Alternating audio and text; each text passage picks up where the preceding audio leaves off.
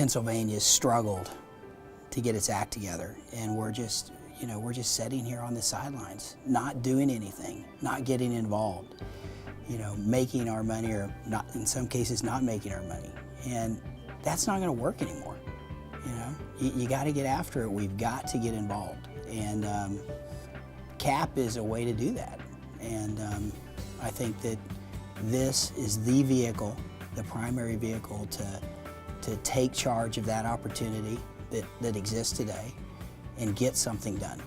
CAP is an organization that is badly needed so we can educate people in the state of Pennsylvania.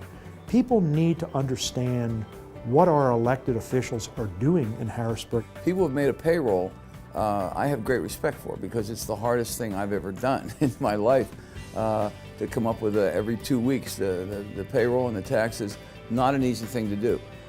Those are people that understand what it takes to take an idea, that's something that was just on paper one day, and turn that into a product or service that benefits mankind and pays people, allows people to be employed, allows people to raise families, build houses, all those things. And CAP seems to get that. They seem to understand that how the entrepreneur thinks, how the entrepreneur works. I'm impressed to the point that I've made a financial commitment to CAP, and I believe in what CAP's doing. And I think CAP was involved with good candidates, and I think these candidates are going to go to Harrisburg, and they're going to do what they have to do to help turn this situation around. CAP's building momentum, and that was evident in the November elections. And for an investment that I put into CAP, I feel like I got a huge return.